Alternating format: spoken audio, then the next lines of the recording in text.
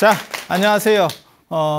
부처님의 위대한 여정을 그림과 그 다음에 조각 등을 통해서 따라가 보는 붓다로드 시즌2 붓다 순례에 오신 것을 환영합니다. 그리고 부처님 탄생과 관련해서 이제 제일 많이 나오는 거는 천상천하 유화독존, 그 다음에 직행칠보라고 하는 겁니다.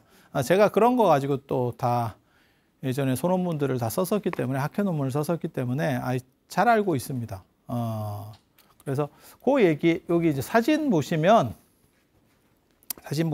그런 내용들의 이야기를 볼 수 있어요. 부처님께서 원래는 마야 부인이 무수가지를 잡고, 그러니까 우엽으로 태어나셨고, 오른쪽으로 태어나셨고, 저 오른쪽으로 태어나신 거는 나중에 돌아가실 때 오른쪽으로 괴고 돌아가셨다라고 하는 것까지 다 연결되는 설정들이에요. 그리고 오른손으로 하늘을 가리킨다는 설정, 천상천하 유화독존 할 때, 그 다음에 오른손으로 항마촉지를 한다는 설정, 마왕을 항복받을 때 오른손을 쓴다는, 다 오른손입니다. 다 오른손입니다. 왼쪽은 하나도 안 나타나는 거예요. 그래서 오른상징이라고 하는 게, 오른쪽의 상징이라고 하는 게 어떻게 보면 올바른, 그 다음에 성스러운 이런 쪽의 상징 코드들이 존재하는구나 라는 걸 알 수 있습니다. 그러니까 방향은 인도 사람들이 좋아하는 방향은 동쪽이고요. 동쪽이고 그 다음에 오른쪽 굉장히 중요합니다. 그래서 동쪽은 해가 뜨는 방향이기도 하고, 그 다음에 부처님께서 출가하신 방향, 그 다음에 깨달음을 얻으실 때의 방향도 동쪽이에요. 그럼 돌아가실 때의 방향은 동쪽이냐? 서쪽입니다. 왜? 그건 해가 지는 방향. 깨달음을 얻고 출가는 동쪽, 해가 떠오르는 것과 관련이 되는 상징 이미지를 받는 거고, 새 시작이잖아. 그리고 돌아가시는 열반이라고 하는 개념은 이제 해가 지는 그런 것과 좀 연결되는 것 같지 않아요? 그래서 그런 식의 이미지들을 차용을 하는 겁니다. 그리고 실제로 그거는 그 당시에 그렇게 했을 개연성이 굉장히 높아요. 저 같아도 만약에 예를 들어서 우리도 보통은 남쪽을 선호하고 그 다음에 동쪽이거든요. 그래서 머리를 뭐 북쪽으로 놓지 마라 라고 하는 것도 있고, 그러니까 침대 방향 뭐 이런 거 얘기할 때, 그 다음에 화장실 쪽으로 머리 두지 마라 뭐 이런 거 들어보셨을걸요? 한 번 정도는? 그래서 그런 게 아니다고 이렇게 문화적으로 얘기가 나오면 사람이 피할 수 있는 조건이면 피해요. 그리고 길하다고 하면 그냥 그렇게 하는 거고, 그래서 인도에 저런 문화들이 오래전부터 있었기 때문에 부처님이 그렇게 하셨을 거라고 생각을 합니다. 좋은 게 좋은 거지 뭐. 굳이 뭐 이거 충돌하면서 나는 혜성이에요 이러면서 막 충돌하면서 갈 필요가 있나? 충돌하면 불꽃만 튀는데. 좋은 거는 다 수용하고 그러면서 살살 가는 거죠. 그래서 여기 보면 이제 마야 부인이 무수가지를 잡고, 지난 시간에 설명한 거예요. 부처님이 이렇게 딱 나오시는 거. 접니다요? 이러면서 이렇게 딱 나오는 모습이거든요. 여기 지금 딱 그런 식으로. 그 다음에 직행칠보라고 하는 건 뭐냐면, 태어나자마자 곧 칠보를 걸었다, 7걸음을 걸었다라고 하는 거고, 그 7걸음이라는 데에 대해서 말들이 많아요. 그리고 경전을 제가 다 찾아봤거든요. 그 논문 쓰면서 다 찾아봤는데, 칠보라고 나온 경우도 있고, 7걸음이라고만 나오는 것도 있고, 사방칠보도 있어요. 사방칠보. 그래서 네모나게 동서남북으로 사방칠보를 걸었다. 저도 이게 좀 애매해요. 사방칠보 하면 보통 이런 불화에서는 여기 사방칠보기 때문에 이렇게 7걸음으로 나옵니다. 이렇게 바둑판처럼 네모로. 그런데 이게 그러니까 칠보를 그냥 칠보만 걸으면 여기서부터 아마 동쪽으로 걷는 게 맞을 거예요. 이렇게 하나, 둘, 셋, 넷, 다섯, 여섯, 일곱. 근데 저렇게 칠보를 걸으면 동남서북으로 가거든요. 동남서북으로 갈 수도 있고, 이렇게 갈 수가 있는 게 이제 네모 모양으로 나오는 거고, 동서남북 아닙니다. 동남서북입니다. 그러면 네모가 되는 거고, 육방칠보도 나옵니다. 경전에는 육방칠보는, 육방은 사방으로 하고 상한데 이게 조금 애매합니다. 어떻게 하라는 얘기인지 잘 모르겠습니다. 위는 그나마 어떻게 해보겠는데, 아래는 이게 파고 들어가야 되나요? 아니면 사방하고 위로 올라갔다가 내려오면 됩니다. 그러면 제자리입니다. 자, 우리 그런 거 생각 굉장히 많이 하잖아. 요건가 저건가. 저만 생각한 게 아니고 이 사람들도 그 생각했을 거예요. 만약에 동서남북으로 하잖아. 그러면 십자가랑 같이 움직입니다. 십자가 같이 움직입니다. 십자가 같이 움직입니다. 그래서 그런 것도 좀 재미도 있고. 그래서 지금 요렇게 여기서는 사방칠보서를 쓴 거예요. 그래서 이렇게 네모 박스 형태의 그 연꽃들이 핀 거고, 이 7걸음을 걸을 때 바닥에서 연꽃이 피었다라고 하는 게 딱 나오죠. 그 얘기는 뭐냐면 더러움에 물들지 않고 태어났다. 계속 그 얘기가 나오는 거예요. 옆구리로 태어났다는 것도 그런 거고, 연꽃이 피었다는 것도 신성하게 태어났다라고 하는 의미예요. 그러니까 연꽃은 더러움에 있어도 더러움에 물들지 않는다. 여연화 불착수 같은 의미들을 지금 상징을 하는 거고, 왜 칠보냐라고 하는 이야기가 있는데, 칠보와 관련해서 7걸음을 걸었다는 것과 관련해서 예전에 돌아가신 고익진 선생님께서는 동대 교수였었던 고익진 선생님께서 뭐라고 말씀하신 게 있냐면, 6도 윤회를 넘어서는 7번째 걸음이다. 그러니까 6도 윤회가 뭐냐면 지옥, 악귀, 축생, 그 다음에 인간, 아수라, 신, 이것을 넘어서는 깨달음의 길을 가리키는 7번째다. 6 플러스 7. 그래서 6을 넘어서는 7번째다. 라고 말씀하셨는데, 아니고요. 아니고요. 칠지법 상태에서 온전히, 모든이라고 하는, 그래서 사방칠보, 육방칠보도 똑같은 의미입니다. 모든, 그러니까 모든 중생을 다 제도하겠다. 라고 하는 그러한 선언과 관련된 게 칠보를 걸으셨던. 그러니까 제가 계속 반복적으로 얘기하지만 부처님 당시에 부처님이 활동하신 지역은 사진법을 주로 썼고요. 그게 사성제 8정도, 그러니까 부처님 생일이 4월 8일이 되는 것도 다 마찬가지예요. 12연기, 그다음에 16대국을 다니시고 80세로 돌아가시고 뭐 이렇게 하는 것들 전부 다 사진법 체계로 나오는 거고요. 그다음에 칠진법 체계로 나오는 게 일부 있습니다. 그리고 칠진법이 주로 쓰인 건 사실은 서북인도 쪽이에요. 서북인도 쪽. 그리고 그 서북인도 쪽과 관련해서 설일치 유부가 유행을 하면서 우리나라로 들어온 게 49제입니다. 49제 중음설이라고 하는 거예요. 그러니까 지금 여기서는 끝났고, 경기가 이쪽 이승에서는 끝났고, 저승에서 중간에 조금 있다가 환생하기 전 기간, 그걸 중음, 중유라고 하는 거고, 그 기간을 49일로 설정하는 거예요. 그래서 77에 49, 칠진법으로 쓰는 거고, 칠자가 제일 많이 나오는 데는 정토계 경전입니다. 아미타불경, 무량수경, 관무량수경. 7일 동안, 그 다음에 칠보수, 칠보지, 칠보, 이런 얘기들이 계속 나옵니다. 그래서, 서북인도 쪽에 칠진법이 주로 사용됐구나. 하지만 부처님 쪽도 칠진법이 상당히 사용된 것들을 흔적을 볼 수 있어요. 이 7걸음을 걸었다는 것만 있는 게 아니고, 마야부인께서 7일 만에 돌아가셨다. 그 다음에 율장에 보면 7일 동안 가지고 다닐 수 있는 약이라든지 뭐 이런 이야기들이 계속 나오거든요. 그래서 칠진법 문화가, 그러니까 주류는 사진법 문화고 칠진법 문화가 섞여 있다. 우리식으로 지금 얘기하면 미터법을 주로 쓰는데, 우리가 전통 도량형들이 우리한테 섞여 있죠. 금은 한돈, 집은 평, 그러니까는 뭐 23평 아파트래, 뭐 이런 것들. 그게 섞여 있죠. 그러면 우리가 두 가지를 같이 쓰는 거죠. 그래서 대략 환산해 보기도 하고, 어떤 거는 전통 단위가 더 우선권을 가지는 것도 있고, 가장 대표적인 게 아파트죠. 아파트 평이 머릿속에 잘 들어오지, 몇 제곱미터 이러면 크기가 어떻게 되나 뭐 이렇게 가는 거고, 뭐 24평 아파트, 32평 아파트 그러면 대충 구조가 이렇게 방 한 3개, 뭐 이렇게 화장실 하나, 뭐 이런 거 아니겠어? 뭐 이렇게 나오잖아. 그렇게 가고 있었다라고 보시면 돼요. 그래서 7걸음을 이렇게 이제 걸으시는데, 그렇게 7걸음을 걷는 거는 이제 모든 완전한이라고 하는 상징을 나타내는 거고, 근데 여기서 보면 이제 왼손을 올리고 있죠. 한 손으로는 하늘을 가리키고 한 손으로는 땅을 가리키면서 천상천하 유화독존했다. 이 천상천하 유화독존도 여러분들이 많이 들어보신 거지만, 사실 원판은 천상천하 유화독존 3계과 아당한지가 가장 근사치의 원판이고, 그건 수행본기경 상권에 나오는 이야기입니다.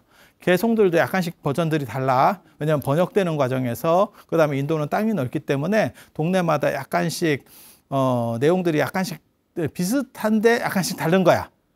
그리고 이게 이제 오른손으로 하늘을 가리키느냐 왼손으로 땅을 가리키느냐 요거 오른손으로 가리켰느냐 왼손으로 하늘을 가리켰느냐 이것 때문에 제가 다 찾았는데 딱 한 군데만 오른손으로 가리켰다라고 나와요. 근데 인도는 당연히 사실은 오른손으로 가리키는 거예요. 왜냐하면 오른손은 먹는 손이고 왼손이 싸는 뒤처리하는 손이기 때문에 왼손으로 하늘을 가리키지 않습니다. 그런데 그래서 인도에서는 아예 기록할 필요성을 못 느꼈었던 것 같고 그런데 동아시아로 오면 이게 왼손이 우선권을 가진다니까. 그래서 제가 전에도 말씀드렸잖아요. 좌의정이 우의정보다 높고 좌우 보처가 좌가 높은 거라니까.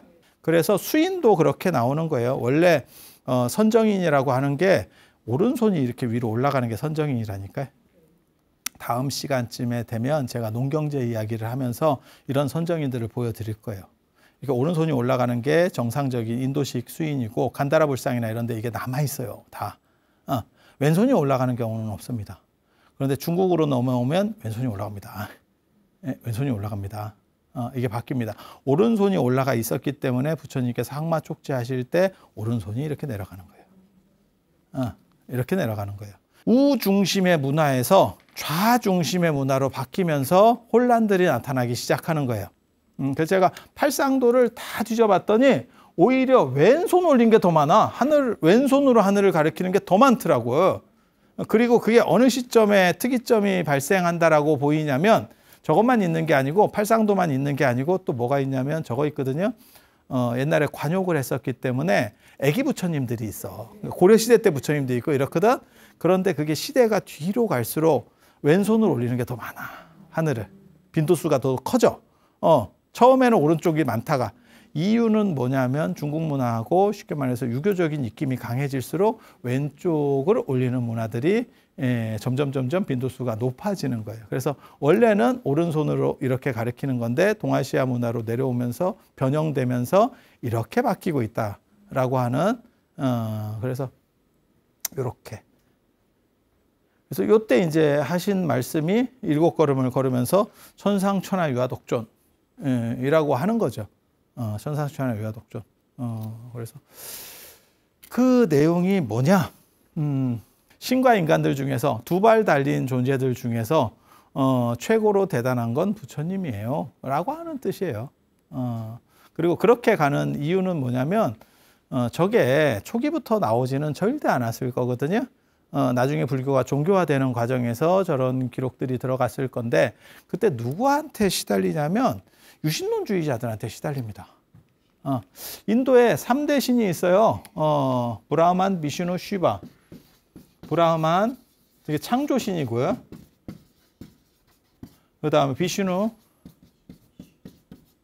그 유지의 신. 그 다음에 쉬바.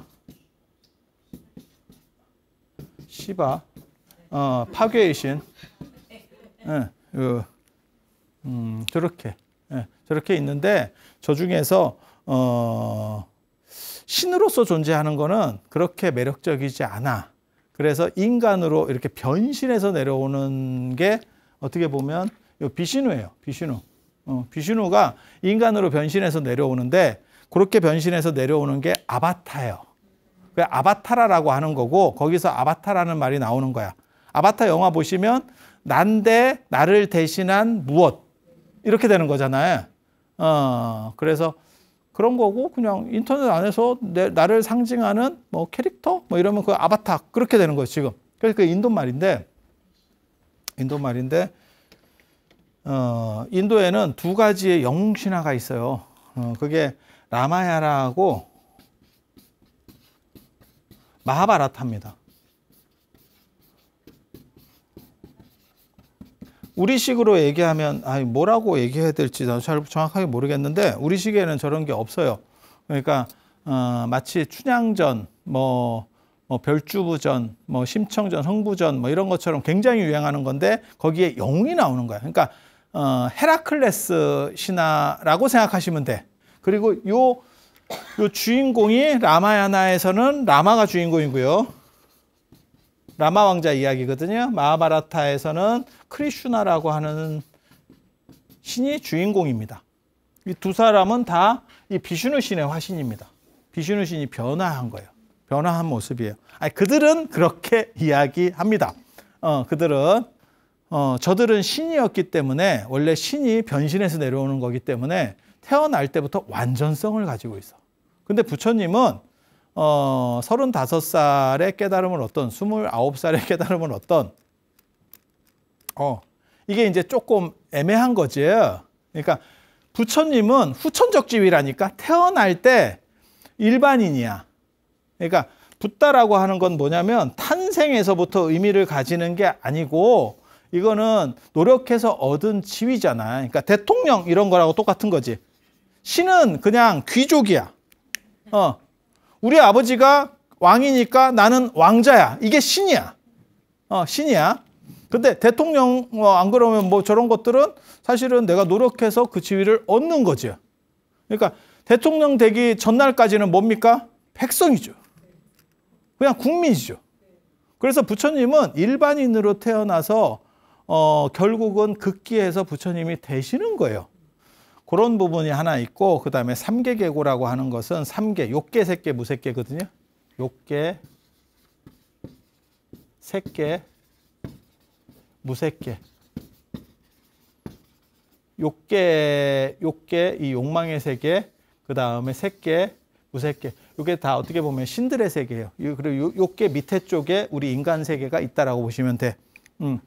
3계는 모두 다 고통이니까. 그러니까 신이 두 종류의 신이 있어. 그러니까 기독교나 이슬람의 신은 절대 불변의 신이에요.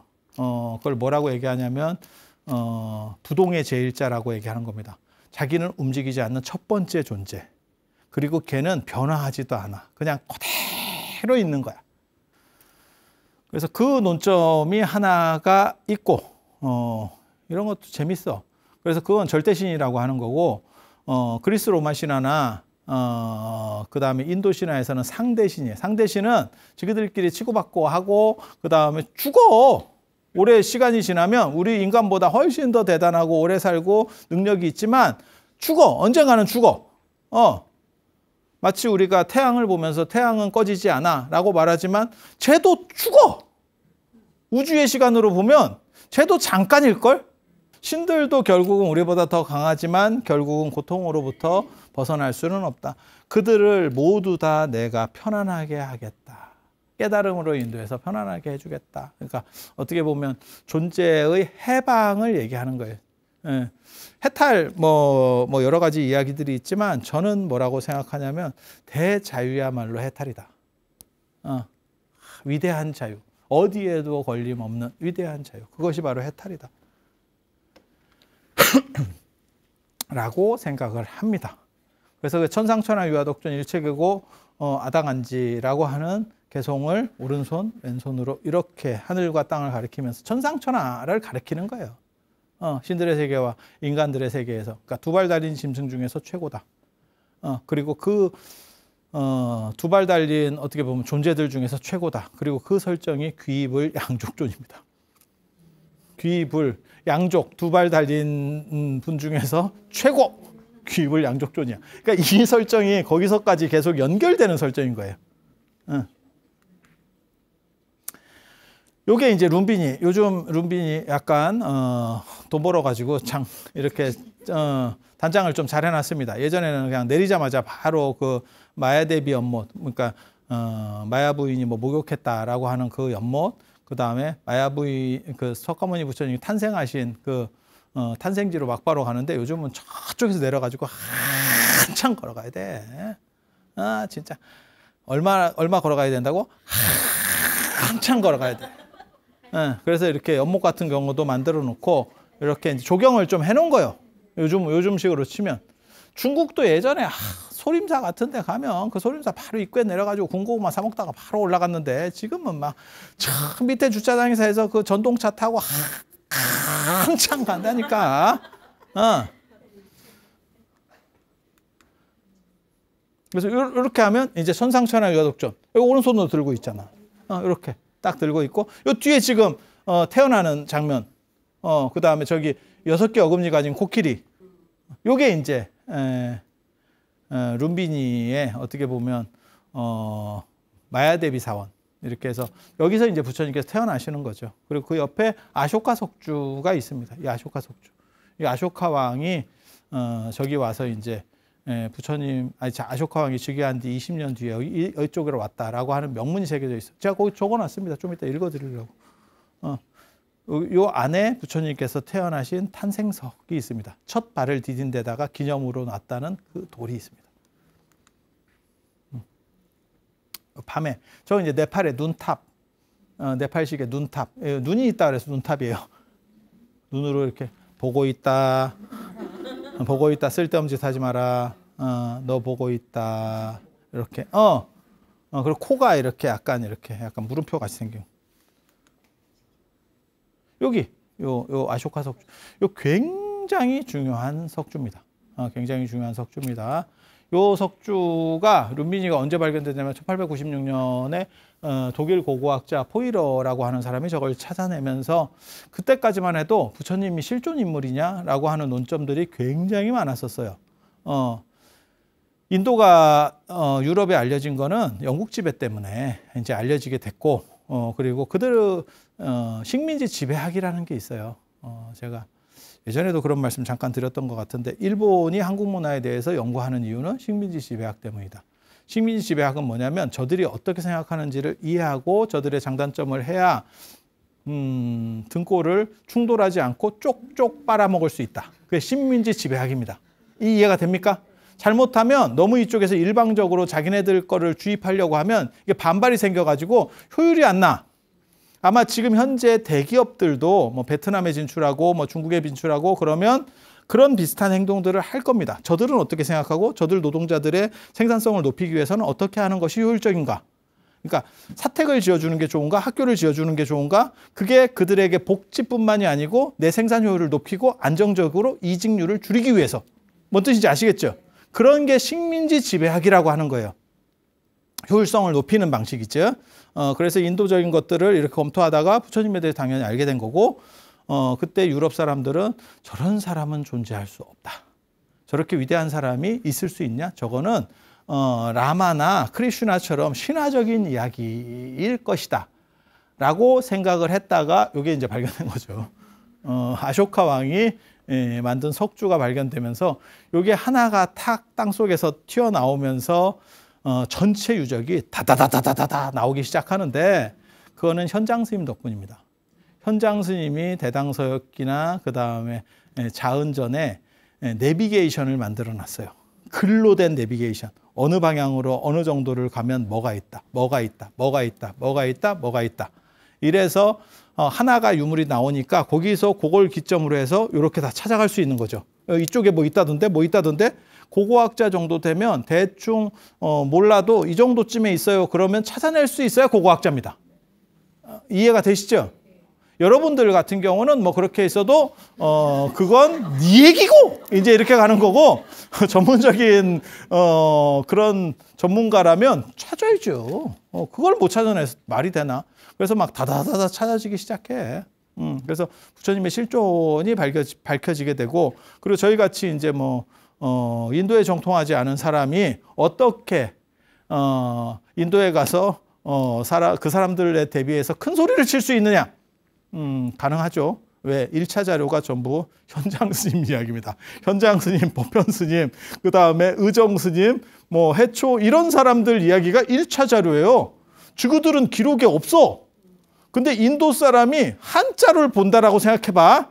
내가 잘할 것 같아? 인도 사람이 잘할 것 같아? 당연히 접니다. 그래서 오히려 우리 같은 사람이 큰 소리를 칠 수 있고 걔네가 안 되는 겁니다. 예를 들어서 유교로 얘기하면, 저도 유교를 배웠잖아요. 제가 성대에서 유교를 배우고 유교도 가르치기도 했는데, 그러면 내가 중국 사람한테 가서 엉기느냐? 아는 소리 잘 안 합니다. 약간 이렇게 약간 눈치를 보고 있죠. 왜? 이기기 쉽지 않습니다. 이기기 쉽지 않습니다. 물론 죽자고 하면 이길 수도 있어. 하지만 그 본토인들의 힘을 이긴다는 게 쉽지 않아. 뭔 얘기냐면 흥부정 같은 판소리로 외국 사람이 와서 배워서 우리나라 판소리 하는 사람을 이길 수 있냐? 이길 수도 있겠지. 하지만 그거 굉장히 어려운 거예요. 근데 그게 본토에서도 사라졌고 전파된 지역에서만 이야기가 있다. 이러면 상황이 달라집니다. 이게 굉장히 재밌는 얘기예요. 그래서 우리 같은 사람이 잘난 척을 할 수 있는 게 사실은 현장 스님 같은 분 때문이다. 그리고 현장 스님이 그렇게 해놨기 때문에 하나가 발견되면서 다다다다 발견되기 시작한다. 라고 하는 거고, 또 여기에 명문이 새겨져 있어요. 브라우미 문자로 또 명문이 새겨져 있어. 이렇게 아쇼카 석주 굉장히 중요해요. 저 위에 말이 있었어요. 말이 이렇게 이 아쇼카 석주 꼭대기거든요. 이건 사르나트 노갸원의 아쇼카 석주. 그다음에 이건 소 한 마리 있는 아쇼카 석주인데 이게 석주들이 굉장히 많아. 그러니까 아쇼카 대왕이 저런 기념 어떻게 보면 탑 같은 거를 돌로다가 이렇게 만들고 다녀. 자기가 다닌 데를. 그래서 기념물들을 저렇게 설정들을 하거든요. 저런 거 만드는 거는 중동 문화입니다. 중동의 페르세폴리스라고 하는 유적이 있어요. 다리우스 황제의 유적. 근데 그런 쪽 문화들이 인도까지 영향을 미치는 거예요. 그걸 갖고 들고 온 사람이 누군가 있지. 그게 나중에 이제 알렉산더 대왕의 동방원정 때 그게 넘어오기 시작하거든요. 그래서 이렇게 참고로 말씀드리면 인도 사람들은 사자는 숫사자 4마리를 쓰고 동아시아 사람들은 음양론에서 숫사자, 암사자 이렇게 씁니다. 그래서 중국 절이나 이런 데 가보면 숫사자하고 암사자가 같이 있죠. 그래서 우리나라 분황사에도 그 사자가 4마리 있는데 둘은 암사자고 둘은 숫사자예요. 그래서 제가 석가탑에도 그 다보탑에도 사자 1마리밖에 없고 그거는 이제 숫사자거든요. 그 슬픈 얘기가 있습니다. 왜 그 사자만 1마리 남았느냐? 그 4마리가 이렇게 내 귀퉁이에 있는 건데 1마리만 가운데 이렇게 있거든요. 얼굴이 못생겨서 남았습니다. 좀 깨졌거든요. 그래서 그게 남았다라고 하는 게 정설입니다. 정설. 그런데 그게 이제 사라진 3마리가 숫사자 3마리냐, 암사자 2마리하고 숫사자 1마리냐라는 논점이 있어. 근데 저는 분황사나 안 그러면 남산 탑골을 봤을 때 숫사자와 암사자일 거다라고 우리는 생각을 해서 썼고, 아닐 수도 있습니다. 아닐 수도 있습니다. 근데 동아시아 문화에서는 아무튼 숫사자, 암사자를 같이 쓰는 거고, 인도 문화 쪽에는 다 숫사자만. 네. 그리고 이게 그 아쇼카 석주 중간 이 글자예요. 글자. 요거를 이제 우리가 쓴 사람 모르니까 해석된 걸 보면 신들의 사랑을 받는 아쇼카 왕은 즉위 20년이 지나서 여기를 참배했다. 여기에 돌로 만든 형상을 만들고 돌 위에 말이 있었다는 얘기예요. 아까 잘렸는데 누군가 잘라가서 어떻게 뭐 팔아먹었는지 어떻게 했는지 했겠지. 그래서 말을 모셔놓고 돌기둥을 세우게 했다. 아쇼카 석주를 세우게 했다. 여기서는 세종께서 탄생하심을 경배하기 위한 것이다. 여기가 부처님께서 태어나신 자리다. 2300년 전에 아쇼카 왕이 저렇게 박아버리니까 빼박입니다. 이게 이제 부처님 당대 유적까지는 안 올라가지만 그래도 2300년 전에 어떻게 보면 전 인도를 최초로 통일한 아쇼카 왕이 중국으로 말하면 시황제 같은 분이 여기 맞아요. 내가 불교 신자인데 그래서 참배 왔어요. 이렇게 하니까 그 정도면 거의 절대점입니다. 고대 유물에서 저렇게 나와버리면 저거 금성문 저거 엄청나게 중요한 거거든요. 금성문이 최고로 강력해요. 기록이나 이런 책에 나오는 거 다 필요 없습니다. 금성문은 그 시대 게 그냥 원판으로 있는 거예요. 그리고 이게 2300년 전 건데 어떻게 이렇게 글자가 이렇게 마모도 안 되고 그대로 있는지. 아니 우리가 가면 그대로 볼 수 있어요. 놀랍죠. 놀랍죠. 그래서 어떻게 했느냐. 룸비니의 세금을 면제해 주겠다. 그리고 생산물 곡물로 바치는 거는 8분의 1만 거둔다.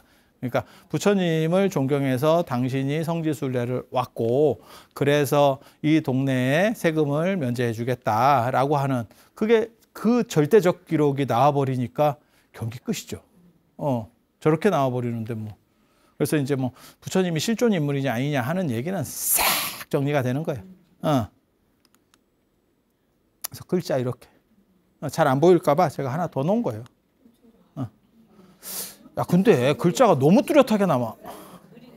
야, 이게 좀 이 돌 자체가 이렇게 안 뭉개질 수 있나? 이게 외부에 노출되어 있는 건데 저도 굉장히 재밌어요. 왜냐하면 우리나라 제가 경주 남산이나 문화제도 제가 하잖아요. 그래서 경주 남산이나 가면 그 화강암도 굉장한 강력한 돌이거든요.